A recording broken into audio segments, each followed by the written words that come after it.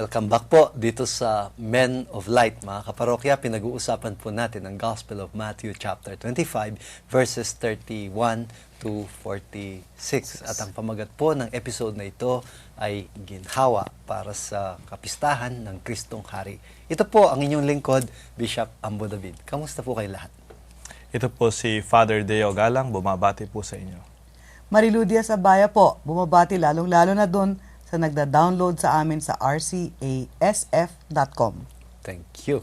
So, tulad po ng nabanggit ko, mga kaparokya, ginhawa itong ating topic. Kaya po, nakakaginhawang topic ito. Just relax as you watch and join us dito po sa ating maginhawang discussion na ito.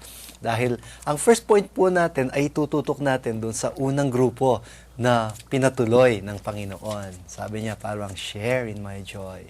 Alina kayo at makihati sa aking ginhawa, sa aking ligaya. Dahil, sabi niya, ako'y gutom at ako'y inyong pinakain. Ako'y uhaw at inyong pinainom. At ako'y may sakit, inyong dinalaw, etc. No? In short, ako ay nasa hirap na kalagayan at inyong pinaginhawa.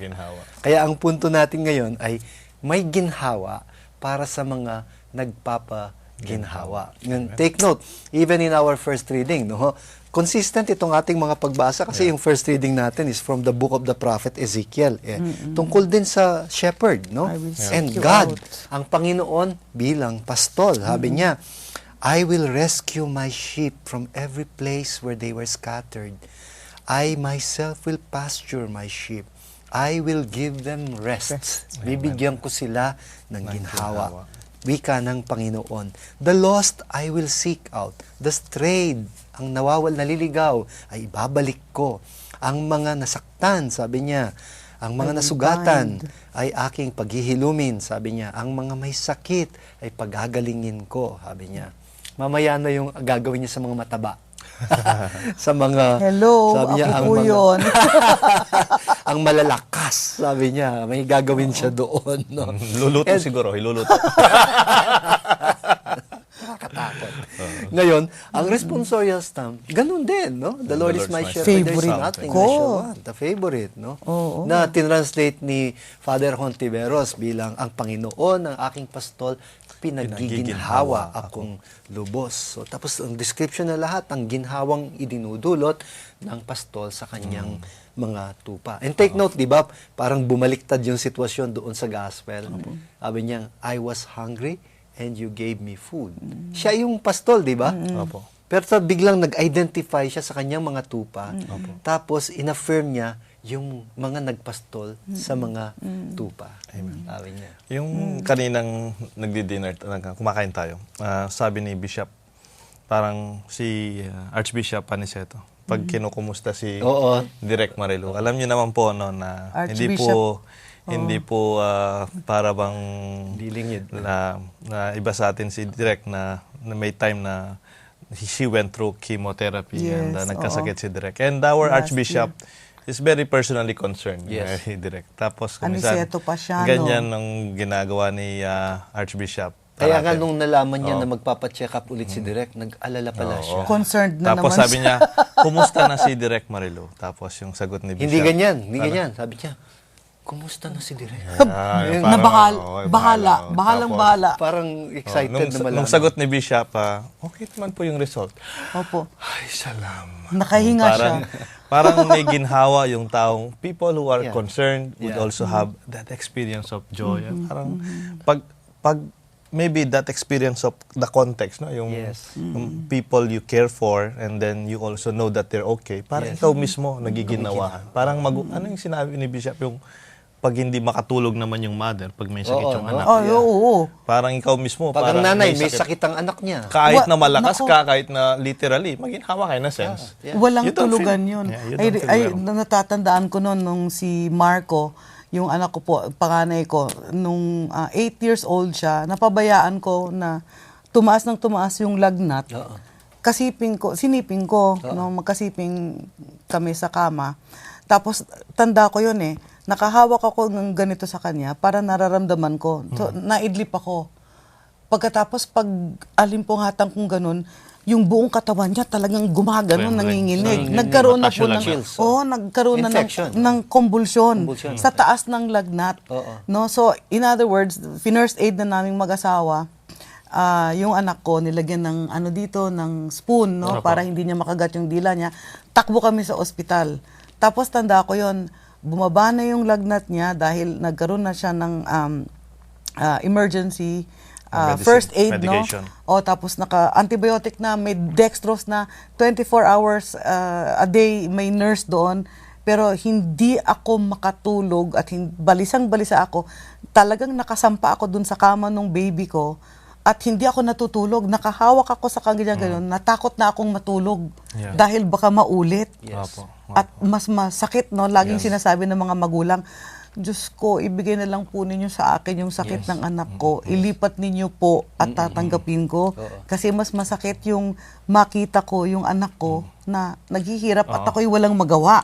Yun ang laging prayer ng parents Lord, give it to me. Yes. Yun ang Give it hirap to ng me. pag nagmamahal ka talaga na direct. Oo. Yeah, you're Pag nasaktan subjected. yung mahal mo, masasaktan Oo. ka You're rin. vulnerable Diba? to pain. Kung minsan mas masakit. Compassion. Of course. Yeah. Lalo na nung binanggit mo, Father, no? Nung last year po, nung I was going through yung cancer treatments, no? So, Therapy. surgery yan, chemotherapy, radiation. Isang buong taon din po yon na inabot.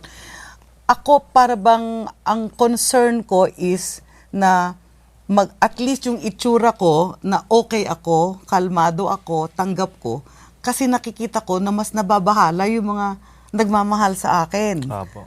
So, yung bang parang naghihilahan kami ng karamdaman, pero pag nakikita na nila na kalma ako, nakakalma na rin sila. At ganun din yun, kung, lalo na ngayon, lalo na sa mga cancer support groups, no? Yes. Yung mga, ito po yung mga organisasyon kung saan yung mga, hindi lang yung mga may cancer, kundi yung mga nagmamahal sa kanila, mga pamilya nila. Nagsasama-sama, salo-salo kami once a week para lang magpalitan ng mga eksperyensya, ng mga gamot, ng advice.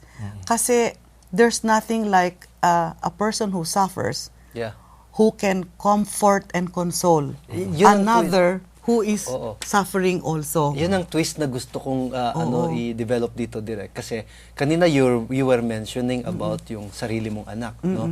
Siyempre, iba pag sarili mong anak yan. Pag nasaktan siya, pag nasasaktan ka. But normally, pag wala tayong kinalaman sa kapwa, hindi natin nararamdaman yung kanyang pinagdadaanan. Pero ngayon, you're talking about other cancer patients. Pero parang when you hear about their story, apektado ka na. Kasi Father, para ding anak yan, it could be me.